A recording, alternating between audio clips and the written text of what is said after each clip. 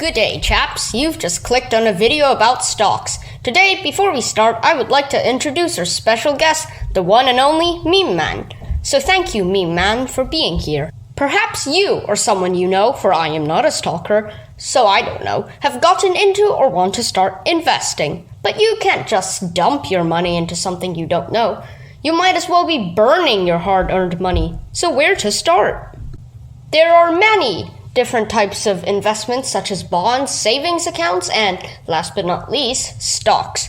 Or as Meme Man calls it, stonks, with an N instead of a C. Let's start with the basics. The first question any logical person would ask is, what are stocks?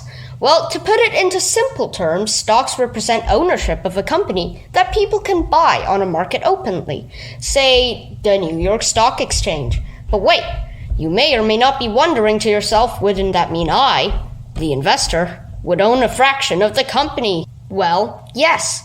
But if the founder or owner owns 51% or more of the company, he or she is still in control. Hooray for statistics. But if the investors, the people buying the shares, have bought more than 50% of the company through open market or other means, then they are in control and have a say in appointing the board of directors, which is the ultimate decision-making body of a company. More on that later, and by later, I mean probably in 2 years. However, you can't just walk up to a company's headquarters, say Apple, and pay them $10 in exchange for a fraction of ownership of the company. Obviously, that's just an unrealistic example, but it's a representation. So there's a certain process companies have to go through when they decide to issue stocks to the public. And just to clear things up a little, I'll be using the word shares instead of stocks for the IPO process. Shares refers to the ownership of a particular company, not many. So if I said I owned 100 shares, then I'd have 100 shares of a specific company. Stocks refer to the ownership of multiple companies, or one. So if I said I owned stocks, then I would refer to my overall ownership of one or more companies. So there's the definition of stocks and shares. Hopefully you won't be confused. Anyways, back on topic. When a company decides to go public, it must go through a process to estimate a fair and reasonable value of it, the company, and then with reference to the valuation, determine the price per share in its initial public offering, or the IPO. Here's how an IPO works. When a company decides to go public, the primary objective is obviously to raise money for some purpose, such as funding a project. The company must meet the qualifications for going public to show that it's trustworthy. If the company meets the requirements set forth by the Securities and Exchange Commissions, then the company can go on to the next step in listing its shares. During this process of submitting a listing application, the company can hire an investment bank. The investment bank will then help to form a team consisting of lawyers, accountants, and other professionals. The company will then hire the team to handle the entire application process. The lawyers will, of course, do their lawyerish stuff, while the accountants will go over the numbers and charts to make sure everything is true and correct. After the SEC approves, the company then goes, "Hooray, we did it. Now on to the next step. See you, specialized team, here's the money you wanted." The company then pays more professional people to ensure that the majority, if not all, shares are subscribed. When I say subscribed, I mean sold. It's just a fancier term. These other professionals are known as underwriters, who are usually from their own special division from the investment bank.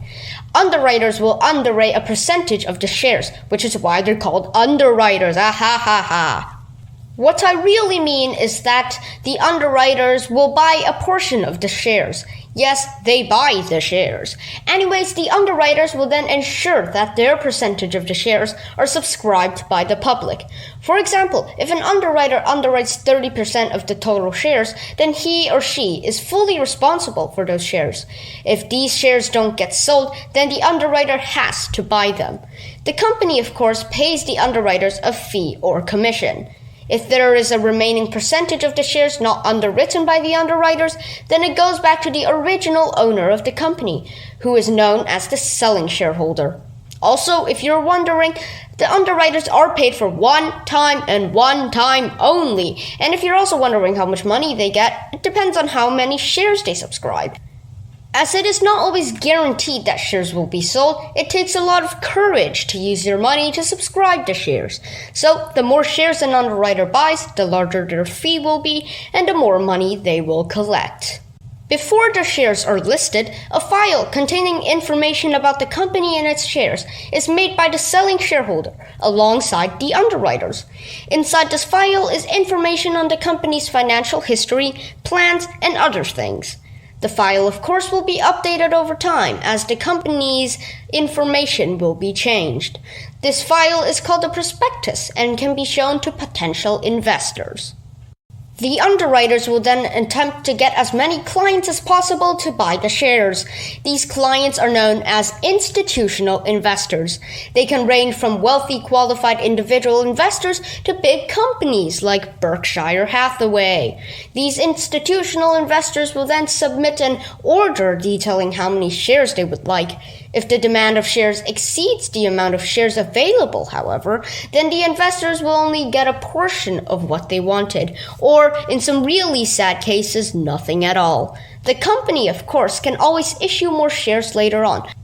The company then chooses a market to list its shares on. The largest stock market, or exchange, is the New York Stock Exchange, also known as NYSE, and it is obviously located in New York. The investment bank might advise the company in which market or exchange they should list their stocks on. A company might choose to go on the big markets, such as the NYSE. Why? Well, there's a much larger audience and more participants, hereby increasing the chances of selling shares.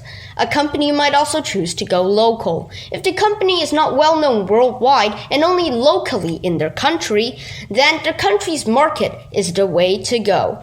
Once a market is chosen to list the shares on, a date is set for when the company will actually go public and have its shares listed for the first time on the market. This is also when the first investors of the shares, the ones who wanted to be the first ones to receive the shares and submitted an order detailing how many shares they wanted, will receive the shares. Usually companies will place a small discount on the originally set stock price to ensure a success on the IPO day. Most people see a company going public as a big deal because it certifies them as a legitimate corporation. Otherwise, they wouldn't have made it past the regulations and competence testing. Big deal. So the company receives proceeds from the sales of shares. But what's in it for the buyers?